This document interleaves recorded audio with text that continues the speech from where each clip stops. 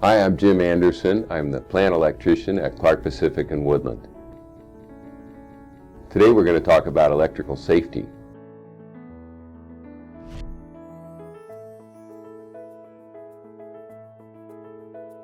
How to work safely with electricity. This training is for affected employees who can work on or in the vicinity of machinery or electrical equipment. This training is not for qualified employees who are trained to work on energized electrical equipment. This training will not teach you how to work on electrical equipment. It will not teach you how to become an electrician. Only a qualified electrician is allowed to work on electrical equipment. The goal of electrical safety is to avoid accidental contact with electrical current, which may cause electrical shock, a potentially deadly source of energy. Every time you plug a cord into an electrical outlet, you hold in your hand the potential to cause serious injury or death to yourself and to others. So should you be afraid of electricity? No. But you need to respect it, and you need to learn how to work with it safely. Where electricity is used in our plants. Electricity is used everywhere at Clark Pacific. It provides lighting and power to help us do our work. Here are some examples. Lights, power outlets, power cords, spider boxes, portable generators, floor scrubbers, overhead cranes, mobile cranes, welders, honing machines, power tools, and motors of all kinds. As you can see, electricity is tremendously useful, but it also can be dangerous. Most of us have heard of electric shock, which occurs when a person's body becomes part of an electrical circuit. Any piece of electrical equipment is a potential hazard because even a small amount of electrical current has the potential to cause serious injury or death. All electrical equipment is designed to minimize exposure to electrical shock hazard by preventing accidental contact with the electrical conducting parts. However, factors such as normal wear and tear will eventually cause electrical equipment to become unsafe. So, it is important that we are continually aware of our surroundings here at Clark Pacific in order to become familiar with the proper condition, function, and use of electrical equipment. If you know how things look when they are right, then it's easier to spot things when they are wrong. How to recognize electrical hazards. Here are some examples of common hazards related to electrical shock. Damaged cords. The most common industrial electrical hazard is a damaged power cord. Electrical power cords are used to connect portable tools and other equipment. Every cord consists of the conductors, which is the copper wire that carries the electrical current, the insulation, which is the rubber coating on the conductors that does not conduct and therefore prevents accidental contact with the electrical current, and the outer sheath, which is the rubber jacket that protects the insulation from damage. Common types of cord damage include cuts, often deep enough to expose the conductors, abrasions caused by contact with grinding discs and exposing the insulation to possible damage, chemical damage that makes the outer sheath brittle and cracked. Stretched or kinked cords indicate internal damage. Crushed cords, usually by vehicles in high traffic areas, can also have internal damage. Damaged plugs and connectors. Plugs and connectors are installed on the ends of cords. A plug is characterized by its exposed contact points. A connector is characterized by its concealed contact points. A receptacle is a type of connector that's mounted in a box to provide an electrical outlet. Connectors and receptacles are assumed to be energized and must be handled with special care. Plugs are never energized until they are inserted into a connector or receptacle. Watch for these signs of damage. Missing parts. The strain relief mechanism where the cord enters the device is especially important. Loose wire terminals. These are internal and unseen, but often indicated by a device that is warm or even hot to the touch.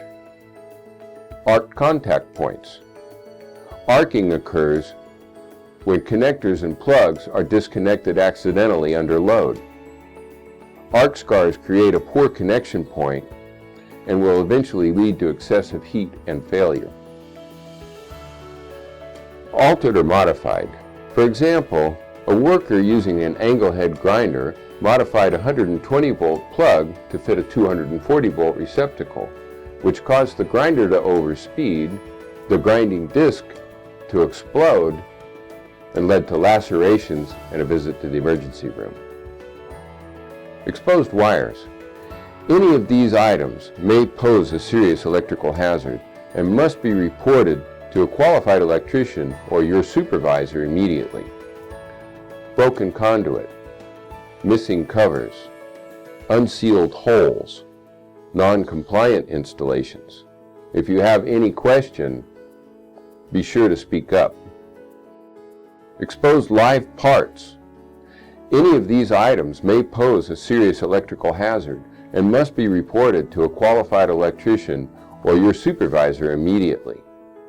Unfilled openings on panel board dead fronts. Enclosure covers left off. Control panel doors left open. Missing insulators on crane conductor systems. Abandoned equipment that may still be energized. Examples of common injuries related to electric shock. All voltages used at Clark Pacific, including 480, 240, and 120, are capable of causing fatal injury. The risk of electric shock is greatly increased by moisture on the skin, in the clothes, on the work surfaces, and on the equipment. Sweaty skin is highly conductive. Electric shock creates extreme heat at the point of contact and causes the muscles to contract or freeze. The following injuries are common to electric shock: falls, burns, sight loss, hearing loss, soft tissue damage to the muscles, nerves, and internal organs, cardiac arrest requiring CPR or the use of an AED, or electrocution, which causes death. Here are some case studies. Overhead crane servicing and maintenance. A technician was preparing to work on the conductor system of a 40-ton bridge crane. He located the industrial safety switch that supplied power to the crane conductor system, moved the operating lever to the off position, and followed established lockout-tagout procedures for the crane. He did not verify that the crane circuit was de-energized, however, and when he touched the conductor bars, fatal injury occurred. The injury was the result of a faulty operating mechanism in the industrial safety switch, which failed to de-energize the circuit. The repairman was trained in the requirements of lockout-tagout as an affected worker. However, he was not trained as a qualified electrician, according to publication NFPA 70E, Standards for Electrical Safety in the Workplace. Entering energized electrical cabinets. An electrician was helping a service technician test some equipment. While the electrician went to get the equipment service manual, the service tech opened the doors of the electrical cabinet and then climbed a ladder to gain access to the wiring in the enclosure above. The electrician returned and began working inside the control cabinet near exposed and energized electrical conductors. The electrician tugged at various control wires while the service tech tried to identify them in the enclosure above. Suddenly, the service tech heard the electrician making a gurgling sound and looked down to see him shaking as though he were being shocked. The equipment was immediately de-energized, and cardiopulmonary resuscitation, or CPR, was administered to the victim within a few minutes, but he died 2 hours later. This tragedy is the result of ignoring established lockout-tagout procedures and not using required PPE. Troubleshooting a light fixture. A worker was attempting to fix a fluorescent light fixture in the maintenance shop. His ladder was too short for the job. He was standing on the top step, but he could steady himself by grasping the metal frame of the building near the light. He examined the circuit in the area where he had noticed some damaged insulation on the conductors. He had not shut off the power at the circuit breaker panel, however, and he did not test the wires to see if they were energized. He was electrocuted when he grabbed the energized conductors with his other hand. He collapsed to the floor and was found dead. This death was caused primarily by neglecting established lockout-tagout procedures, but also by not making the effort to find the correct ladder size. Reporting electrical problems. Ensure that you and your teammates are safe from electrical shock hazards. If you become aware of a hazardous condition, first be sure that you and anyone nearby is safely away from the hazard. Then report the problem to your supervisor, who will determine the appropriate action. Eliminating the hazard may be as simple as unplugging a cord and removing it from service, or it may require the immediate attention of a qualified electrician. After the hazard is cleared, resume normal work when instructed to do so by your supervisor. Exchanging faulty cords for good cords. Each team may designate one teammate with the responsibility for exchanging faulty cords for good ones. Good cords are located in the electric shop or other designated locations. Faulty cords should be left there with information about the fault. Attach a brightly colored strip of duct tape and use a Sharpie to briefly describe the problem, such as damaged insulation, or trips GFCI, or no power, and so on. Purpose and use of GFCI outlets. Ground fault circuit interrupter, or GFCI devices, are installed on power outlets to detect faulty wiring and disconnect the circuit to prevent electric shock injuries. The GFCI is typically integrated with the outlet device, that is, a GFCI receptacle, but may otherwise be located on the circuit breaker panel. At Clark Pacific, you will find GFC outlets at these locations. Spider boxes. Each 120 volt outlet is a GFCI protected twist lock type receptacle. Portable generators. Each 120 volt outlet is either a GFCI protected twist lock type receptacle or a GFCI household type receptacle. Wet locations, such as restrooms, kitchen areas, utility sink areas. Each 120 volt outlet is GFCI protected. Washdown locations, such as batch plants, water treatment plants, hand honing area. Most of the 120 volt outlets are supplied by GFCI circuit breakers, but otherwise are supplied by GFCI protected outlets. When a GFCI device trips, a reset button is typically pushed to restore power to the outlet. If the GFCI device trips more than once, then a qualified electrician should be notified to investigate the problem. The problem may be with the equipment being supplied, the extension cord being used to connect the equipment, or the GFCI device itself. In any case, the tripped GFCI indicates an electrical hazard that must be corrected. Correct use of twist lock devices. Twist lock devices are used in industrial work areas to provide electrical power and prevent accidental disconnection from that power. Internal damage to the contact points inside connection devices results when accidental disconnection occurs. Damaged contact points may create an electrical hazard. So, as with all electrical equipment, proper use of twist locks is required to prevent exposure to electrical hazards.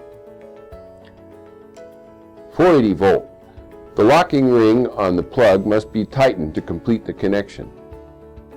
These devices are approved for use in wet and damp locations. Plugs with missing or damaged locking rings must be reported to your supervisor and immediately repaired or removed from service. 240 volt. Full insertion of the plug into the connector or receptacle and a slight clockwise twisting motion are required to complete the connection. These devices are not approved for use in wet or damp locations. 120 volt. Full insertion of the plug into the connector or receptacle and a slight clockwise twisting motion are required to complete the connection. These devices also are not approved for use in wet or damp locations. 120 volt wet guard. Full insertion of the plug into the connector or receptacle and a slight clockwise twisting motion are required to complete the connection. These devices, identified by the yellow rubber covering that seals against moisture, are approved for use in wet or damp locations. Where to use household type devices. Household type devices, also known as 3-prong or U-ground type, are used in non-industrial work areas such as offices, utility rooms, warehouses, and control rooms, where the risk of accidental disconnection is minimal. Extension cords typically are not used in these areas except for incidental use, for example, to connect a vacuum cleaner or portable paper shredder. A worn or damaged receptacle in which the plug does not fit securely must be replaced by a qualified electrician. Lockout-tagout procedures, also known as LOTO, for electrical equipment. Detailed LOTO information is available through the Safety Department at each Clark Pacific plant. Specific written LOTO instructions should be available for routine maintenance tasks on major equipment such as honing machines, batch plant mixers, bridge cranes, and so on. For mechanical work. For the purposes of safely performing mechanical work on electrically powered equipment, an easy-to-use industrial safety switch, also known as a disconnect switch, is typically provided. When the switch lever is in the off position, a lock must be installed to prevent the lever from being moved to the on position. Always use a tag with information about the work being performed, especially with the name of the person who placed the lock. If you place a lock on a switch, do not leave the plant without removing the lock. The next worker or workers will install locks of their own. Consult a qualified electrician to resolve any doubt that you may have about proper LOTO procedures for a specific piece of equipment. For electrical work, a qualified electrician only is allowed to perform work on electrical equipment. Extreme caution must be used when performing work on or near the conductive parts of an electrical circuit. A qualified electrician must comply with code requirements for lockout-tagout procedures stated in publication NFPA 70E, Standards for Electrical Safety in the Workplace. Personal Protective Equipment, or PPE, for qualified electricians. PPE for an electrician is engineered to withstand short durations of intense heat that may result from accidental contact with live conductors, also known as arcing of conductors. A qualified electrician at Clark Pacific is provided with arc-resistant clothing and other PPE. Detailed information about PPE for electricians is found in publication NFPA 70E, Standards for Electrical Safety in the Workplace. Personal protective equipment for affected workers. PPE for affected workers who are utilizing or otherwise in the vicinity of energized electrical equipment includes clean, dry work clothes and dry leather boots, preferably EH rated for electrical hazard exposure. Rules to live by. Finally, here are some ideas to remember that will help everyone at Clark Pacific be safe with electricity. Learn to identify electrical hazards.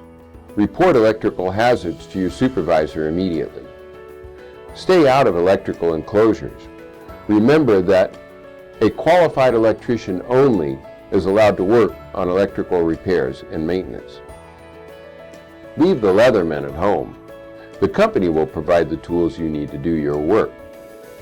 Maintain clearance around electrical panels, transformers, and switchgear. Observe the painted yellow boundary lines. Avoid dragging power cords around corners, rough surfaces, and sharp edges. Plan your work to minimize problems with cords. Remove a faulty cord from service immediately. Return it to the electric shop or other designated location to exchange for a good one. Thanks for listening and have a safe day.